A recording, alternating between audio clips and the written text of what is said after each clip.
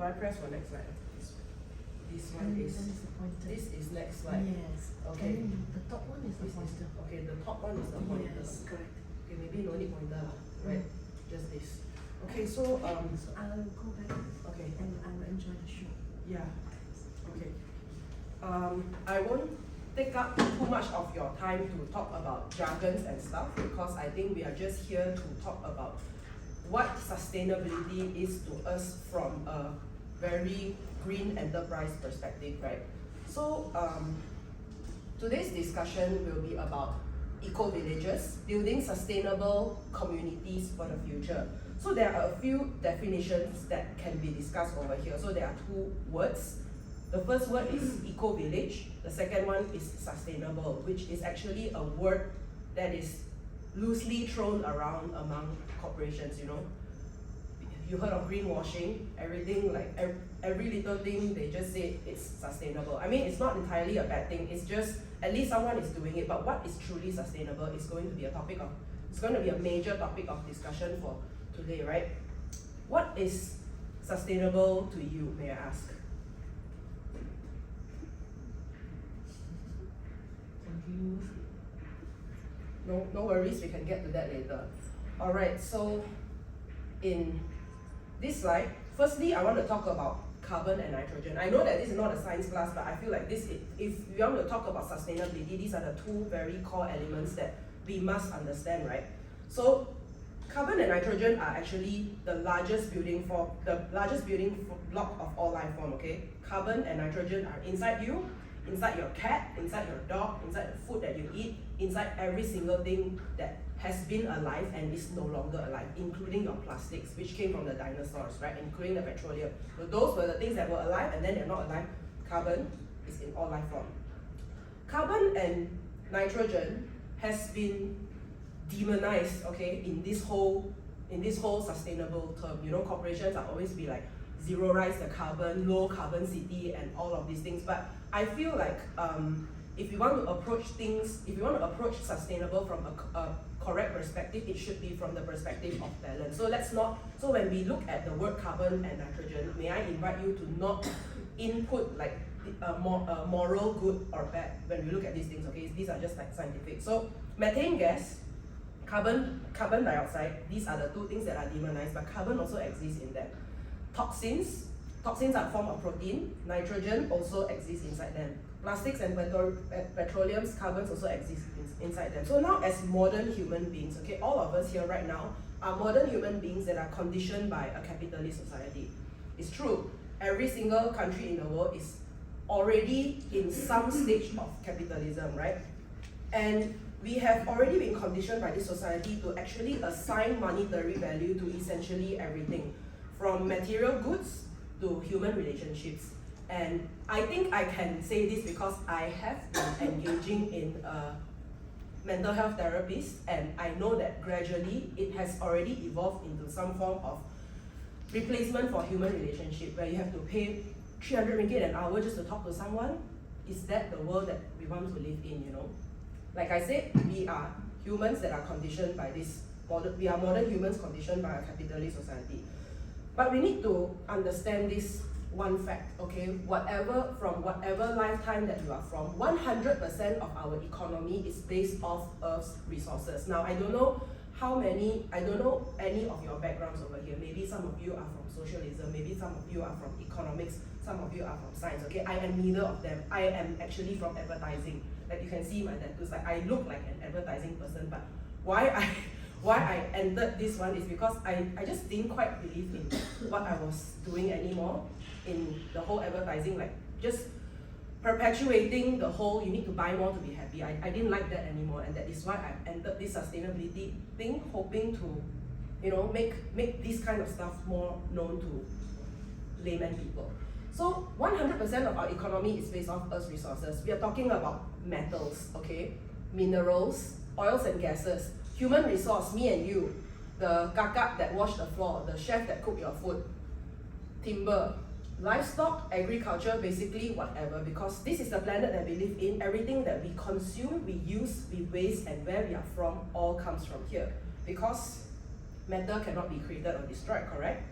So now we have that understanding, but the World Economic Forum wrote this. Okay, I'm not trying to say anything bad or good. It's just like this is a statement. Okay, they said half of the world's GDP moderately or highly dependent of nature, which all of us at Noble Gateway will be like, huh? Is it really only half of the GDP moderately or highly dependent? Not all of it. So we have actually, as a human race, already arrived at a point whereby the disconnect between humans and nature is so vast that we can't actually see how dependent we are on nature. And I'm not just talking about the good parts of nature, I'm talking even about the parts that you don't know, the bad things that you don't know that has to happen in nature for us to arrive at this point where we are today, right?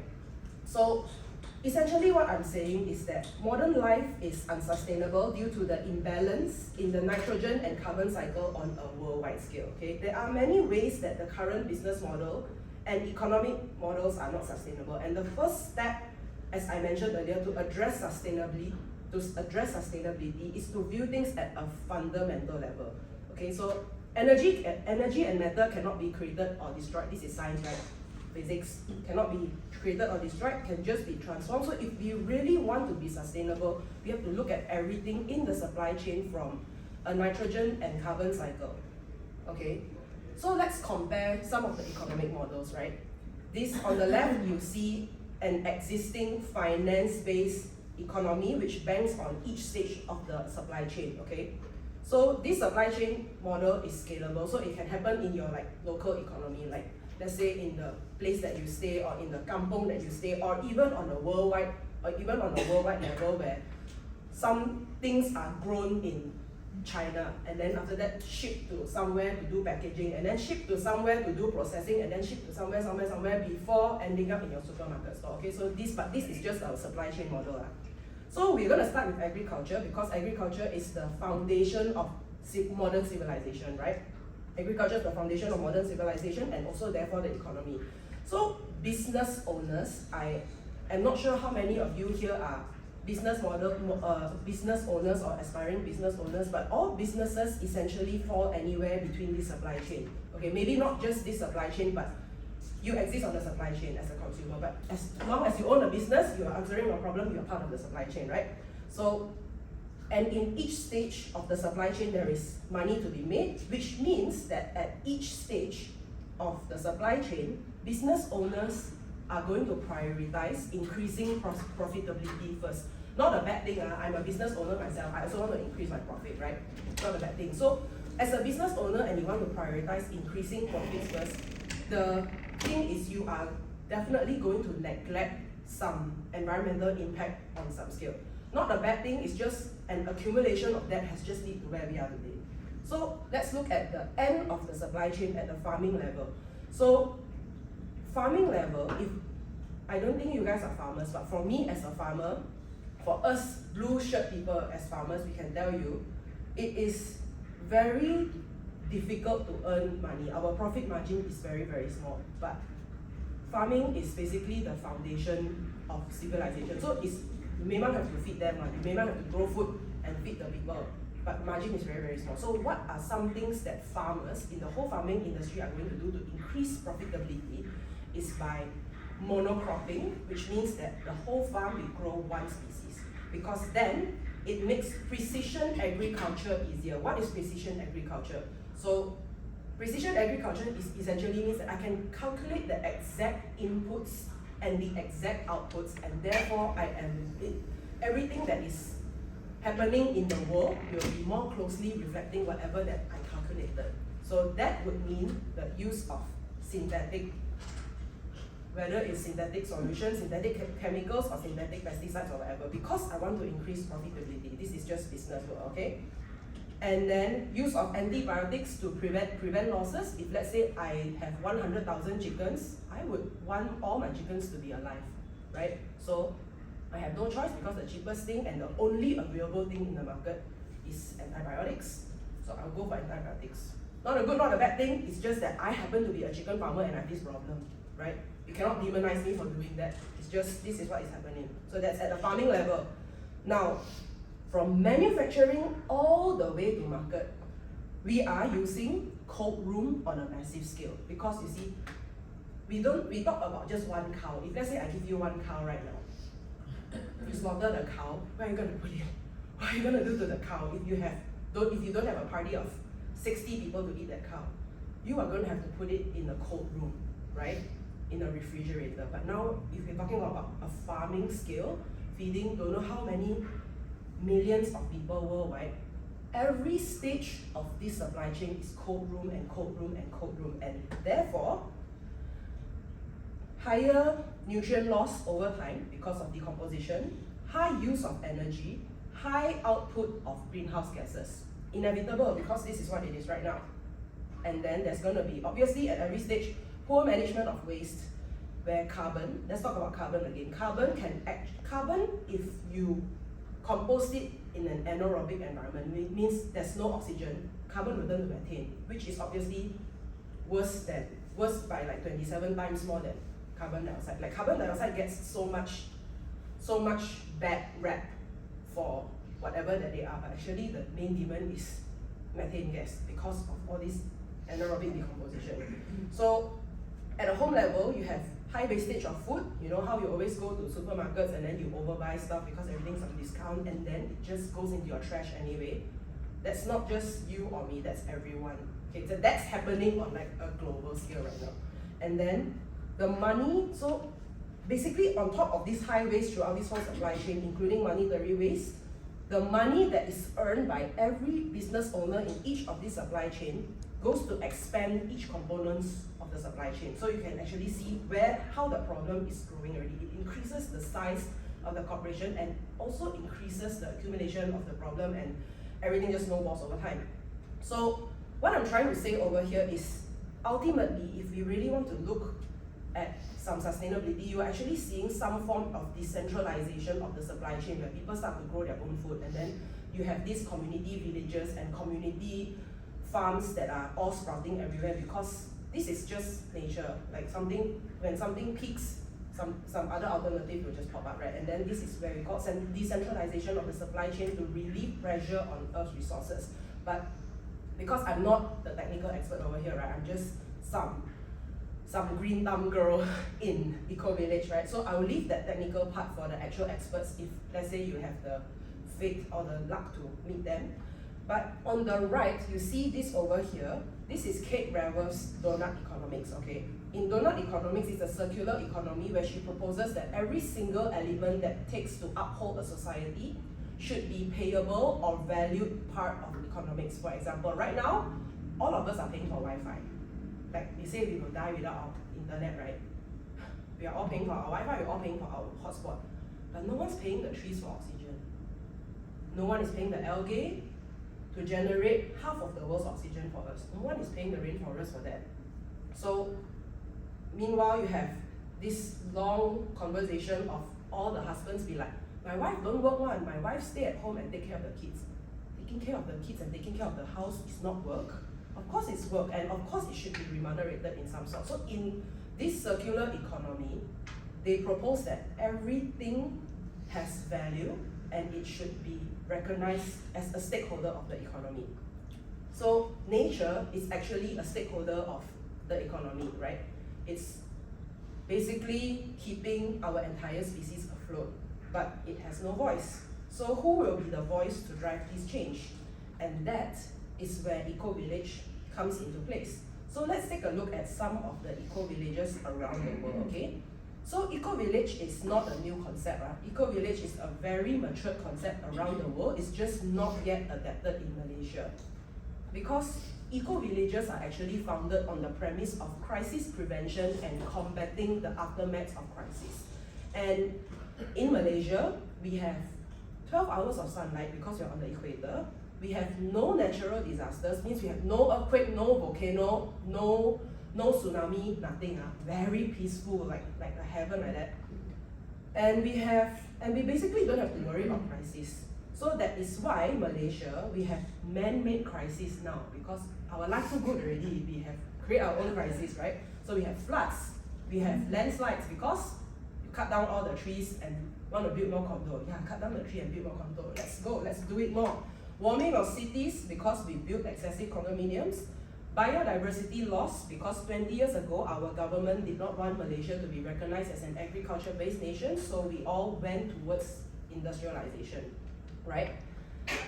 And Malaysia is actually the most biodiverse country in the whole world, even more than Amazon, because our forests are actually like way older than Amazon. So there's actually a lot of value in the rainforest, which I will not touch on today, but if you are interested, you can just drop by our farm and then we'll just talk more about it. But yeah, there's a lot of value, active ingredients and whatever that's going on. So let's look at some eco-villages around the world. And before that, I want to highlight that in every region, because every geographic region has different climate and different political background and all of these things. So their role and how they come about and their business model are all very different from each other, right? It's just like how our microbes can survive here, cannot survive in Japan, and then the microbes in Japan can survive there, then cannot survive here, right? So same thing. First one that we want to look at is the Eden project at United Kingdom, which is actually how this thing came about is they converted a mining hole, and then you see all these domes over here. So there's two main domes. One dome is a tropical dome, the other one is a subterranean greenhouse, and they are preserving all kinds of species from all over the world, and basically thousands of species from biodiversity around the world. And right now they are offering many courses from diploma, bachelor degree, master's degree, and even some level of PhD in sustainability over here in the Eden project, right? And actually I have a friend who's supposed to come here today, and like this is her in Eden working and volunteering, but then she couldn't make it today. So this is just me showing you guys what it's like inside the dome. So this one for Eden project, their main business model, because they have to sustain themselves, right? Sustainability is not just about the world, it's how you sustain yourself. So because this thing has to sustain itself, their business model is actually mainly ecotourism and education, where they sell their courses, they sell their classes, and also they sell tickets to people who come here. The other one in the UK is Finhorn. You can actually Google all of these villages.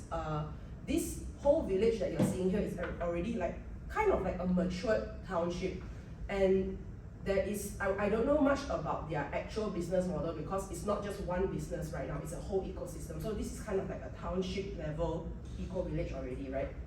The next one that you're seeing is Gaya Ashram in Thailand, whose main business model would be eco-tourism. So I think every week they have a lot of tourists from all over the world coming here to get their hands in the ground and all of these things. So their main business model is actually ecotourism. And the next one that I want to show you is interesting. This is Kamikatsu in Japan, where Joanne, blue shirt, short hair lady over here, Joanne and I went to visit. Kamikatsu is actually the world's first zero waste town. And if you just Google Kamikatsu, there's so much information on it, and why it's so successful is a long story, okay? Basically, it's an aging population. 80% of this population are just old people. And then, you know how we always think like, old people cannot contribute to society anymore, and that's just capitalist mindset. Actually, old people have the accumulation of all the knowledge. It's just that young people like us should actually probably come up with a program to go and get their wisdom. Anyway, I'm sorry for going off topic. Kamikatsu is amazing because their aging population converted this whole aging agriculture population into a world-renowned zero waste town, where they actually recycle, reuse, and upcycle 47 types of waste sortment. And how this happened is actually because the Japanese government put in like 5 billion yen to make this whole town happen. Their main business model is actually agriculture and waste management. Waste management is a very interesting business model. So if let's say you have the time, you can just go and Google it and check it out. But it's not the main topic for today, so you can check it out later. And the next few villages that I'm going to show you is actually a few villages in China, which we all here have already, the blue shirt people here have already visited. These are all different eco-villages in China that are founded because of crises like earthquakes. So there was a terrible earthquake, I think in 2007, I forgot already, but the earthquake happened in Hanwang and so many people died. So the founder of this eco-village started eco-village, and then it has just spread all over to China. So these are eco-villages. So Okay, let's come back to the topic. How do eco-villages contribute to sustainability by integrating ecological, social, and economic practices? Okay, so you can see there are 5 traits of what consists of an eco-village: sustainable agriculture, renewable energy, water management, waste reduction, and very important, community engagement. Okay, so the first thing that I want to share with is this: eco-villages are formed to combat food security. There's a saying that there's only 9 meals away between mankind and anarchy. So right now we don't feel anything. If I tell you about the end of the world, no one will feel anything. But then suddenly, if someone tell you that, hey, the world only has enough food for 3 days, GG. Then suddenly everyone will be like, I want to learn how to grow my own food, but your food doesn't grow in 3 days. And then that is where the collapse of society happens, and it's all banking on food, and food can only exist on the basis of biodiversity. So this is actually happening in Malaysia. Okay, I didn't write this news. This news is screenshot from our national news. We have to prepare now in Malaysia for food security, because for the next 10 years there will be food shortage due to climate change, and also because our rice farmers no longer want to grow rice. And you cannot blame them, because what is happening right now among farmers is that you have 2nd generation and 3rd generation farmers feeling more and more discouraged by the day, because the 1st generation farmers means their grandfathers lah. When they grow food, firstly they will use pesticide and fertilizer, because that was the way to grow food, right? And then after that, there's soil erosion, and then the yield drops. So when the 2nd generation of farmers take over a farm that the yield is dropping, and then at the same time, the whole world went into an industrialization boom. Like, they just do a TikTok live, they can earn money already. I just need to dance in front of TikTok, I can earn money. Why do I have to go out to plow the field? And all of these 2nd and 3rd generation owners are so discouraged. Why do I have to think of all of these problems? Why do I have to feed these people? No, I want to dance in front of TikTok and earn money also. Even if I don't dance in front of TikTok and earn money, I just do drop shipping. Everyone in the world is doing drop shipping. Everyone on Instagram will talk about entrepreneurship, is also talking about how to earn all this trading fast money, right? No one wants to do farming anymore. Food security is a problem. Second problem that eco-villages are going to address is biodiversity conservation. And this is actually a very important aspect, because I think a lot of us, when we are talking about biodiversity conservation, we are coming from a perspective of we need to save the animals, we need to save the world. No, actually, you don't need to save the world. You are the one that needs saving, right? Because you are part of the ecosystem. This is actually the truth. You are anything below collapses, you collapse too, right? No bees, no humans. No ants, no humans also, right? So this is what we tell people. I can talk like another 3 hours for this, so like I will just touch and go. Talk about something else, okay? 3rd one, environmental integrity. Environmental integrity, whereby pollution, deforestation, and climate change are all byproducts of urban life, as we already know. So a holistic approach to this is to understand that every single action that you take as a human being to sustain yourself has an impact on the environment around you, and it is your duty to be a steward of this environment. So whether it's through knowledge and choice, it has to begin somewhere, and that is the role of eco-village.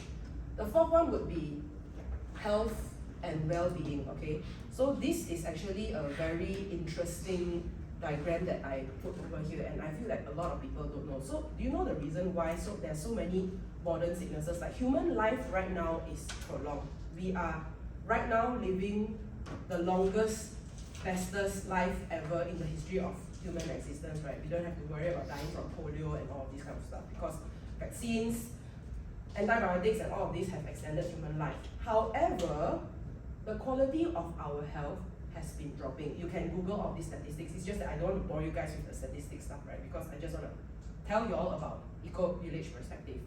So it's also due to all of these problems. It's due to the imbalance of trace minerals and micronutrients and macronutrients and microbes in our body. And you see, now I'm pretty sure it's very common for all of us to say that, oh, you have a magnesium deficiency, go and buy from the pharmacy lah. You have this deficiency, go and buy from this pharmacy, or eat more of this, eat more of this. And all of these minerals that I'm telling you, these are actually minerals. And if the minerals are not synthesized from a lab, in natural form, they actually exist as rocks. Okay, they exist as rocks, they exist as rocks, they exist as salts in the forest. So how are the people, I don't know if any one of you have actually interacted with the aborigines, like our local orang aslis, but they are so healthy, right?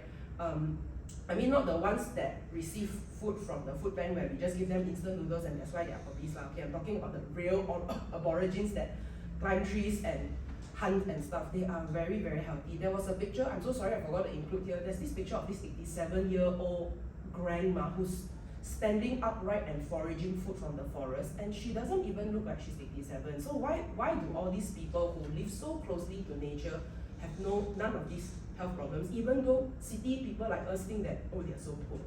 They got no health problems.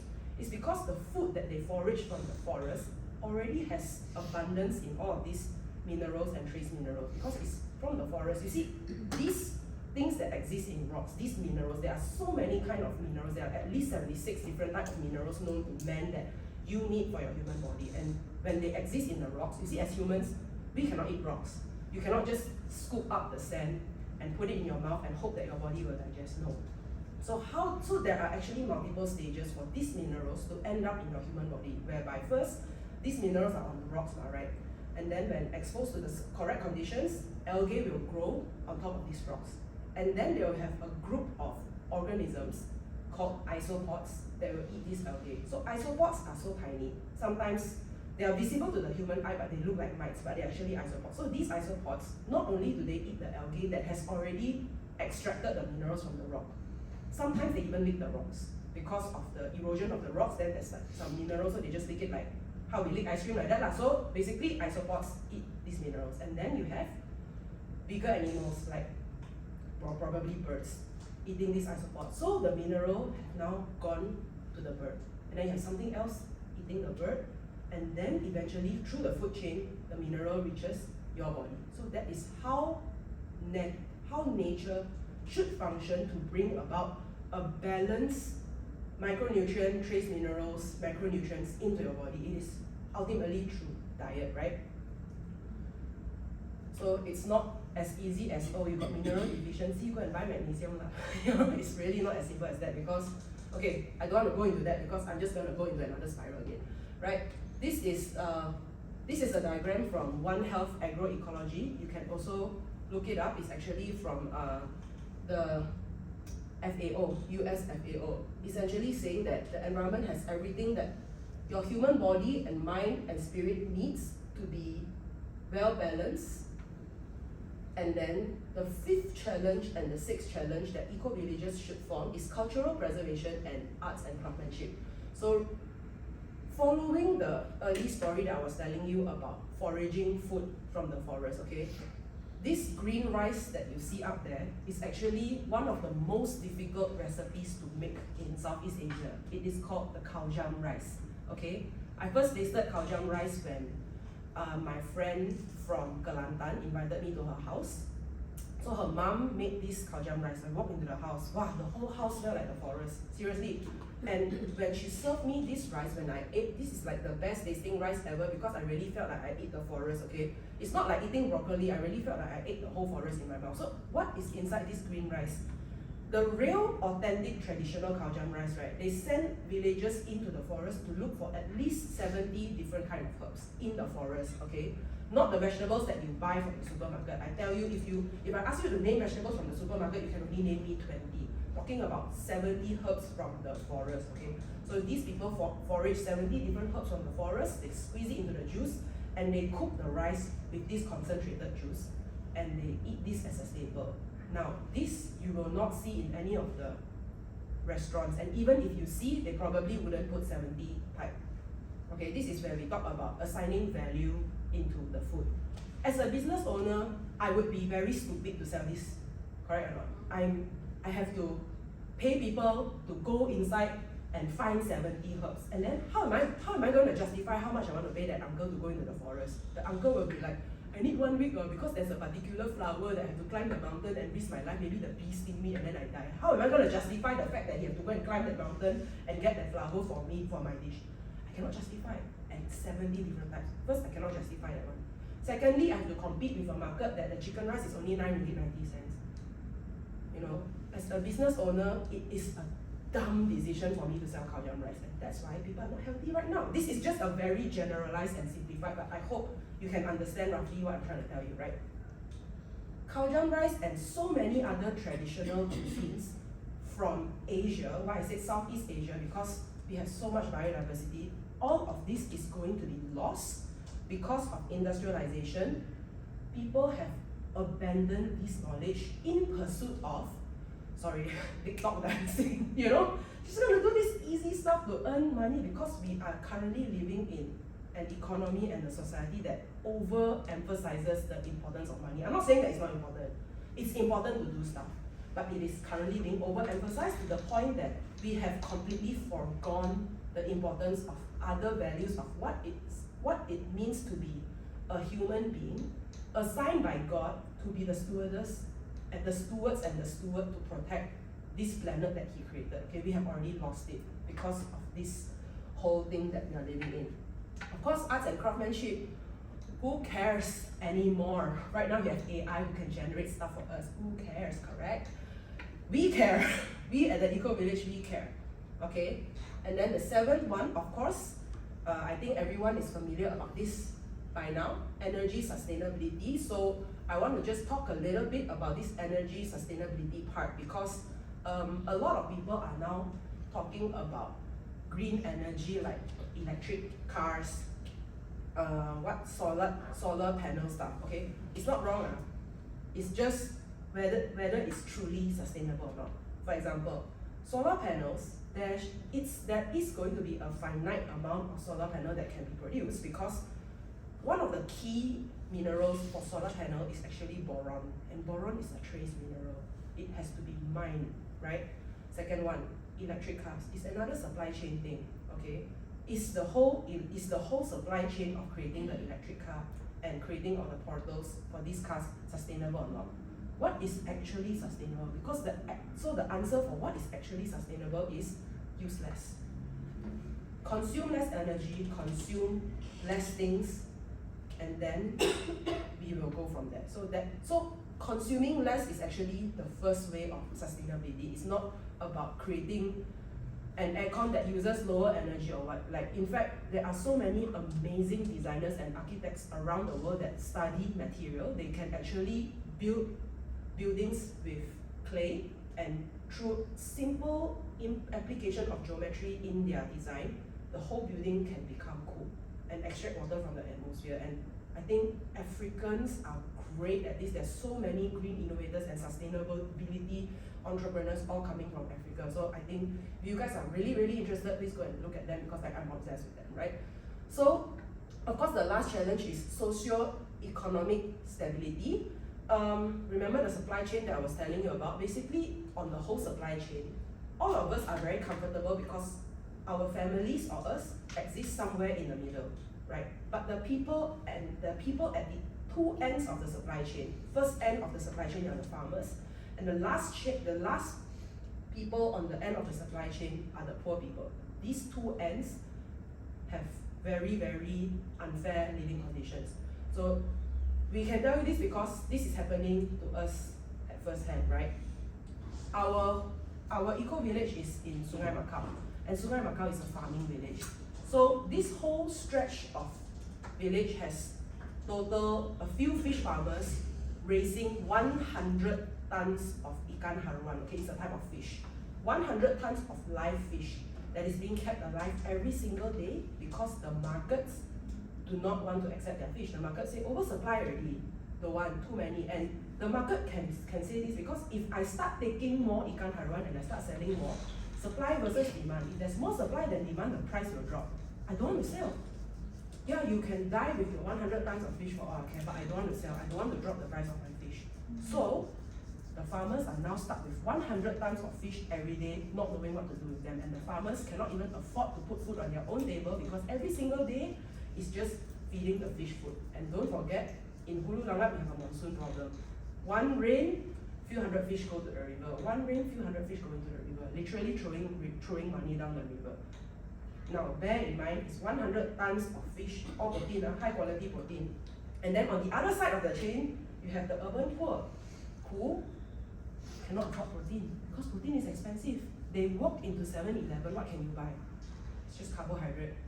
Because carbohydrate is cheap to access, cheap to keep, cheap to retain, cheap to distribute.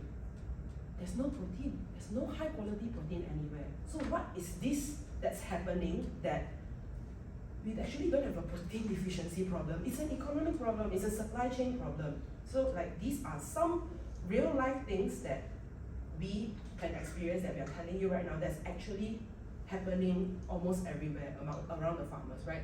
So an eco-village can help with this socio-economic stability, and we are actually helping these farmers by running some programs. So they are selling some fish to us and then we are sending it to the things. So that is the role of eco-village law. A successful eco-village will actually fulfill 17 out of 17 of the following goals, because a successful eco-village doesn't survive on its own. It survives via multiple collaborations with different partners. It survives via collaboration between small businesses, big corporations, NGOs, and also government support. So with all of this happening in place, it will be 17 out of 17, right? So let's look at the challenges and opportunities that our eco-village is facing in Malaysia, and our eco-village is Noble Gateway Malaysia, right? So as mentioned earlier, Sungai Bakau, and you can see the whole fish problem. This whole stretch, all of these little blue dots, they are all ponds growing the ikan haruan. Cannot sell, right? But this whole stretch has everything that we need to establish a strong eco-village. So pretty sure if you read Sun Tzu Art of War, you will know that if you want to conquer a land or something, you need like water lah, humans lah, community. So Sungai Bakau basically has everything that we need to establish an eco-village already, from natural water sources all the way to good relationship with the local government, existing infrastructure. We are not starting from scratch, right? That's why we are establishing over there. And earlier when I said we are combating 8 challenges, it's because we are using a model called Hanwang 7+1 model.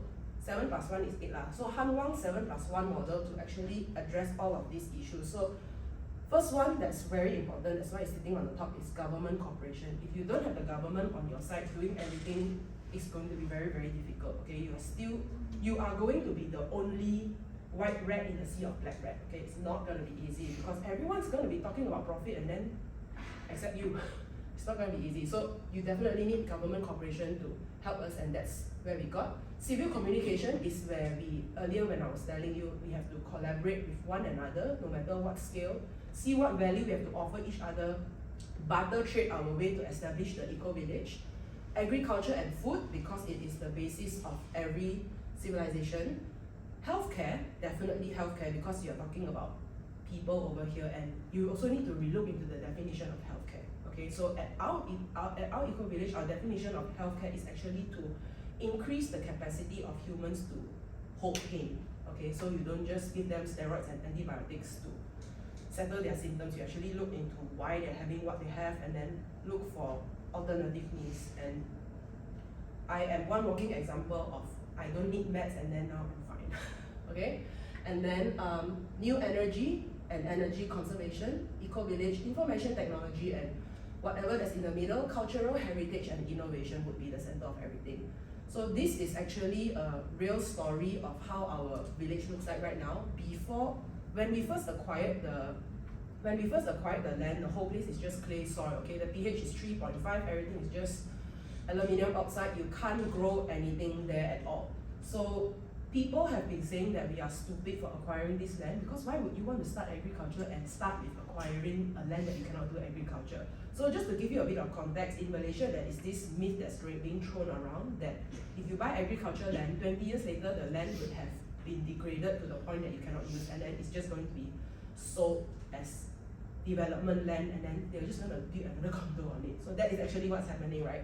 But is it really true that 20 years later you cannot grow stuff on land? So that is why Joanne over there has acquired this piece of land to do a proof of concept that yes, you can rejuvenate the land, okay? That can come to life through love and science, okay? So the first thing is we're going to input the first round of compost. Why compost? Because as mentioned earlier, carbon and nitrogen is the building block of all life, and inside compost, in both of these elements, you also have the microbes. And then first round of compost, and then we do a chop and drop method where we actually input the easiest crops to grow, that they all grow in 28 days. So they grow to a certain height, we chop them, they come down, and then we just repeat the process until we have at least like 1.5 foot tall of soil right now. So it went from that to that. And cool fact, there are a few types of microbes in the soil, and one type of microbe in the soil is called the nitrogen fixing bacteria, where they can convert air into protein. Because nitrogen is 78% of the air that you breathe. Nitrogen is also part of protein. It doesn't have to come from ammonia, it doesn't have to come from anything, so it comes from air, the air that you breathe. So if you have microbes that can convert air into food security shouldn't even be an issue with correct regenerative agriculture principles, right? So in the end, it's really an economic and supply chain problem, and also a knowledge problem. So that's why we're doing this, because more people should know that it is not entirely possible to sustain yourself in a community. Okay, so this is us. We have actually attracted many farmers from different, from all parts of Malaysia to come over and learn. We have durian farmers, we have palm oil farmers who come to us and say that our soil cannot already, so how? And then we have professors from different universities to come and tell them that it actually can be done. Because in Malaysia, not many people bother to do it. So we have people from the US coming to say that this can be done. People from the UK coming to say that this can be done. So these farmers have been trying it out on their land, and then we're also teaching children to help children understand that there is no good animal, there's no bad animal. It's just balance or not balance, right? And then we also have the interesting thing is that once we started doing this, Future Cities Research Institute, which is an institute by Sunway and Lancaster University, they actually have a study on eco-village, and they came to us and verified that we are really the only one that's doing eco-village by definition in Malaysia. I really hope that we are not the only one, because we definitely need more. Malaysia, 12 hours of sunlight, no reason why we are the only one. So if you know anyone who wants to start their own eco-village, please bring them to us. We'll teach them all the SOP and everything, and then they can do it themselves, because humanity needs a new alternate way, right? So what are some areas we can address in this eco-village mission to accelerate our progress and add value to all stakeholders of Sungai Macau? So okay, now I am actually entering a part where I probably want to invite all of you to join in the discussion among yourself with our Blue Shirt team and also myself to see how we can actually accelerate our progress, because we are really only babies. We are 4.5 years old. We are so young compared to all of these eco-villages around the world that are like 20, 30, 50 years old. We are just 4.5 years old in an environment that is actually perfect for us to grow, and we should be growing faster. And right now that Dr. Karma has given us this opportunity to tap into your brains, let's kind of brainstorm and see how we can take this thing faster, right? So Sungai Macau can act as a carbon sink. Forgot if I mentioned this before, but on top of just being a fish farming village, we also have a lot of orchards. Unfortunately, the orchards are not organic. So, but then the good news is that we are on very good terms with these farmers, like they are our friends right now, and they have actually seen how we have already transformed some plots of non-organic trees into organic trees, and the organic ones give better yield. Okay, so they've seen it, they're interested to try it. So there is a potential of land restoration and agroforestry practices where we are talking about food forests. Okay, instead of monocropping the whole orchard, we're gonna like add more stuff. And then renewable energy integration, which we have not done yet because none of us are scientists over there. Everyone over there is just, one day I feel like I want to do something green, let's do it together. Literally, like all of us literally not experts. So probably if you have an expertise in renewable energy integration, we can talk about this, and also carbon neutral kind of construction, which I'm proud to say that we kind of are, because we did not erect new buildings. We just reuse all the existing structure. It just doesn't look green, okay? Because then again, none of us are landscapers, so it just doesn't look as green as whatever that you're seeing over here. And then, of course, this is what we're trying to achieve. We want to achieve that ultimately the whole Sungai Macau can be a reliable and measurable carbon credit seller, whereby if we convert every single orchard and tree along this Sungai Macau, it's actually a carbon sink. And we can actually tell this to the corporations for their ESG. Now the ESG is a thing, and then there's a 2% tax relief. If they do it properly, hopefully this can be a sort of income for these farmers also to act as a carbon sink. So this is actually where we are working towards, even though the farmers don't know what we are trying to do, okay? But it's okay, we'll help them. So I want to maybe invite, is it a breakfast or discussion first? You can discuss that. Okay, I think we are free to like go up and down any of the slides you want, but I want to invite any one of you to just probably pick one of the questions from here. Okay, first question would be, what are the primary challenges you anticipate in establishing and sustaining an eco-village in Malaysia? Second question is, how can an eco-village serve as a hub for preserving and promoting cultural heritage, especially in a diverse nation like Malaysia? Third one would be, what collaborative roles could students from different academic backgrounds like engineering, environmental science, sociology, and business play in the role of development of eco-villages? So just to give you some ideas of what we can do, I'm just going to show some pictures. Okay, these are some durian trees around Sungai Macau. These are some very hipster art market that is being organized in the forest. And then these are some efforts from around the world where they do a farm to table concept, which we cannot do because no manpower and we don't know how to cook. And also some form of downstreaming. Okay, these are some possible things that we can explore. I want to talk about, maybe I don't talk about this, maybe we can have like a super cool convenience store to attract people to come, and then this convenience store only sell our produce or whatever. So like, yeah, these are some pictures. So yeah, I think we can actually start with this discussion, or you want to discuss first, or Q&A also, anything. I'm just cool. We have until 7:45. 7:45, so we have 15 minutes. Yeah. All the shots. Okay. So how do I invite people to start discussing? Maybe we should sit in Outside a of circle. these questions. Outside of this Oh yeah, sure. I have a question. Okay. So thank you so much for this presentation. Thank you for listening attentively. As well.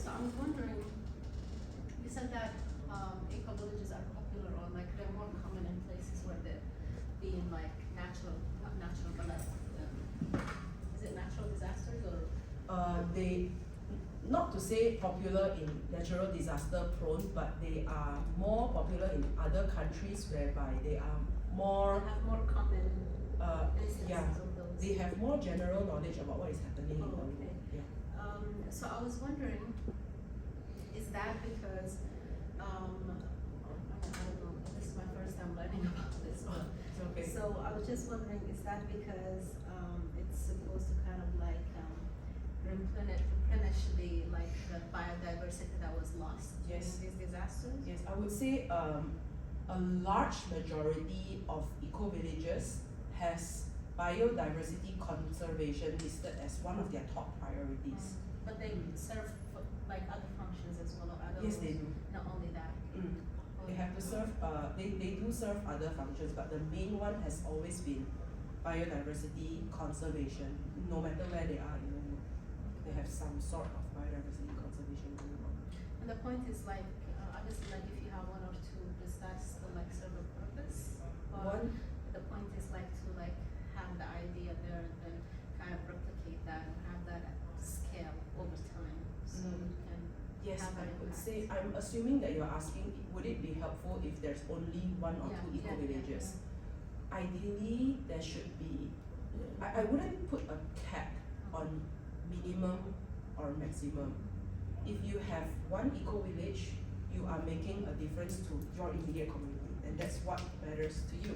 Yeah. And if I have an eco-village, I make a difference to my community. Maybe we can collaborate, because these are very, how do I say, they're very cellular, right? We can function, this eco-village can function independent of this eco-village, but for the sake of offering humanity a more sustainable alternative to the current economy, it would help to have more. Because let's say you are 2 hours away from me, I won't expect you to uproot all your whole life to join my eco-village. So it would be helpful for someone nearby you to have an eco-village. So it's really doing something because you believe that you're not doing it just for you, you're doing it for your community, or you believe that you're part of something bigger. I hope that answers your question. Thank you for the question. So does that mean that you guys live there full time? I live there, but occasionally I have to come out because I have an office outside, and traffic is very crazy, as you know. So like because of the traffic, sometimes I have to come out. But all my things are in Global Gateway. Yeah, you can come. All of you are invited to Global Gateway to come check us out. We live there. We are exploring, like next semester, to actually make a field trip on the field technologies. May I know what are your backgrounds, your individual background, and what made you interested to pursue this course with Dr. Karma, and also like maybe some of you are business or economists or sociology, religious studies, I don't know. Like I'm really interested. I started. I used to work in diplomacy. Where? Diplomacy. Okay. International trade. Mm-hmm. So I wanted to pursue my masters. I wanted to develop more in my field. Okay. Thank you. I have done my bachelor's in international relations. International relations. Yes. Okay. So I actually wanted to work more on gender equality. Okay. So for that, I wanted to do the master's in development. So for graduate Okay. program. I wish I had more of gender equality included here, but time limit. Yeah, due to time limit. Yeah, so it's very focused on environments over here. Thank you. Okay, I'll go next. I work with the UN agency, I work with UNICEF. Okay. And I was interested in this course because a lot of the work we do has to do with, collaborating with civil society and, as well as like working with the government and stuff like that. So in general, we do a lot of like developmental work as well in different like education, health areas. Okay. So I was interested in like Rob's case. I was interested in kind of like advancing in that area and getting like the knowledge Okay. that I need to pair that with my actual experience. What about you? I also did my bachelor's in industrial relations. So my plan is to go back to my country because my country is a very developing country. So I want to address the issues regarding development and the inequality that's persisting still now. So that's why I was interested in this major. Okay. Thank you so much for sharing. Very inspiring. I think everyone here is a game changer in their own way, and genuinely on behalf of all the blue shirt people here, we really hope that you reach your goals for the betterment of humanity. Thank you. Shall we discuss? Let's pick one of the questions. I have one question. Yeah. What actually was you spoke a lot about your eco-village, but you haven't spoke about what the motivation was. What was the motivation behind setting this up, and why did you choose the area that you chose? Okay, I would say a big why wouldn't be anything very noble. It's just, this is a personal thing, right? But I believe that everyone here has their own story. For me, when I was very, very young, I remember being taught to dislike certain animals, okay? I'm a very I'm a very like nature girl. I like to go out and look for snake skin, catch a grasshopper, play in the grass, all of these things. But I grew up in the city, so I remember very clearly when I started keeping all of these insects in the house, and my mom would be like, oh, these are so disgusting, and then she would start quoting I'm sorry mom, but she would start quoting the Bible like these are evil, blah blah blah blah blah. And then I'm like, what if they are evil, but God created them too, right? So they can't be evil, they definitely serve a purpose. So I've always loved all of these animals. And I couldn't for the life of mine figure out why do some people hate certain of these animals so much. I genuinely think that these spiders are very cute. So, but that time I was like really young, okay? I was probably like, I was a kid, and then I grew up to be 18, 19, in my 20s, and now I'm in my 30s. I still love all of these things, and I figured out like, okay, this isn't something that I'm going to outgrow. And I gradually met a group of people who love the same things. I actually first started out not doing food agriculture. I started out with insect farming, okay? Because in my puny brains, I thought of growing enough insects to replace the meat that we are eating. But unfortunately, this will not take off in Malaysia because Malaysia is not an insect eating community. We are not like Thailand and Cambodia and Myanmar where consuming insect is a normal thing. There's no amount of education that can be done to convince people like that. If it's not part of your culture, it's not part of your culture. So from there, I gradually went into food agriculture, and then I gradually went into just this whole sustainability thing. So I just think for me, there's no like big noble reason. It's just a whole domino effect of the life that God set in front of me, and I just walked the path. So I wouldn't say like there's any big crisis that happened to me that made me want to do this. It's just like, wow, I love it, let's do it, you know? It's just like, wow, I love it, let's do it.